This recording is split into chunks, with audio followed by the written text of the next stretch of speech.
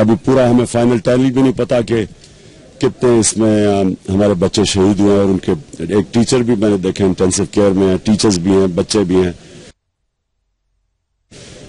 ایسی کوئی اس نوعیت کی مجھے کوئی پتہ نہیں کہ ایسے پلان کر کے اسکول کے اوپر کوئی اٹیک ہوا دنیا میں، مجھے کسی کوئی مثال نہیں ہے.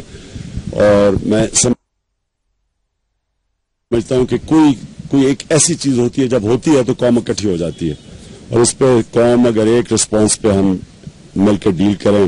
ہم آپس میں مشاورت کر رہے ہیں، ابھی سوچ رہے ہیں کہ ہم اس پہ کیسے اپنی انپٹ دے سکتے ہیں. کل کنٹینر پہ مغرب کے بعد ہم غائبانہ نماز جنازہ پڑھیں گے اسلام آباد میں. میں نے فیصلہ کیا ہے، ہم نے پہلے فیصلہ کر لیا، جو ہم نے پہیا جام کرنا تھا پرسوں 18 کو، وہ ہم نے ملتوی کر دیا، ہم نے پوسٹ پون کر دیا. اور جو خیر آج ٹاکس تھیں، آج ڈائلاگ، وہ بھی ہم نے آگے کر دیا. 3 دن کا سو کا اعلان کیا پروونشل گورنمنٹ نے بھی. لیکن ایک منٹ، اس میں زیادہ میں کوشچن آنسر نہیں کرنا چاہتا. 2 سوالات ہیں خان صاحب، ان کے جواب دے دیں. بتائیں 2 بتائیں. جو واقعہ ہوا ہے کیا ایگزیکٹلی ٹارگیٹ یہی تھا؟ اور دوسرا قوم، ابھی ہم جب والدین سے باتیں کر رہے تھے، چاہے وہ ہوا پر بھی اور NRH میں بھی، تو سارے یہی سوال کر رہے تھے کہ کیا اب وفاقی حکومت اور صوبائی حکومت اپنے ڈفرینسز بھلا کر دہشت گردوں کے خلاف اکٹھے جنگ میں کھڑے ہو جائیں گے؟ دیکھیے، پہلے کا تو آئیڈیا نہیں، ابھی تو انویسٹیگیشن ہوگی، ابھی تو آپریشن چل رہا ہے. دوسرے کا میں آپ کو کلیئر کر دوں، جب میں ہسپتال کے بستر پہ تھا، میاں نواز شریف مجھے ملنے آئے 2-3 دن الیکشن کے بعد.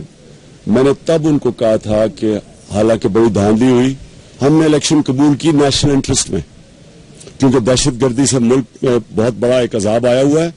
ہم آپ کا ساتھ دیں گے دہشت گردی میں. اور پوچھ لیں، نواز شریف سے پوچھ لیں کہ جب بھی انہوں نے پہلی APC میں بلایا، میں پہنچا، ہم نے پورا کوآپریٹ کیا.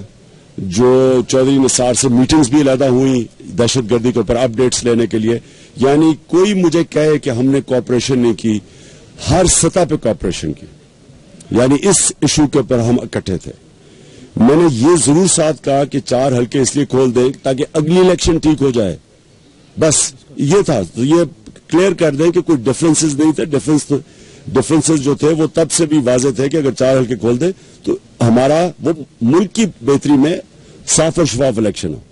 لیکن دہشت گردی کے اوپر مکمل طور پہ میں نے کہا تھا کہ ہم آپ کے ساتھ کھڑے ہوں گے. یہ پہلے بھی کہا، اسمبلی میں بھی کہا، ان کو بھی کہا، APC میں بھی کہا. جی صاحب، میں یہ پوچھنا چاہ رہا تھا کہ اتنا بڑا سانحہ ہوا تو پورے KPK کی تاریخ میں اتنی بڑی دہشت گردی کبھی نہیں ہوئی تھی، تو کیا آپ نہیں سمجھتے کہ یہ قومی جو وفاقی حکومت ہے اس کی بھی ناکامی ہے، صوبائی حکومت اس کی بھی ناکامی ہے، کیونکہ ایسے جگہ پہ ہونا کے اصل میں ہمارے یہ پاکستان کی ناکامی ہے. دیکھیں، ایک اس وقت یہ وقت نہیں ہے کہ کسی کو بلیم کرنا. یہ آپ کو پتا ہے کہ کنٹونمنٹ کے اندر ایریا تھا، یہ آرمی کے نیچے تھا. لیکن ہم سب کی ناکامی ہے، کیونکہ بچے تو مرے، ہم سب کے بچے ہیں. یہ ہماری پارٹی کے لوگ ہیں جن کے ابھی بھی بےچارے، ایک ہمارے کارکن ہے، اس کا بیٹا وہاں انہوں نے ہاسٹیج رکھا ہوا ہے.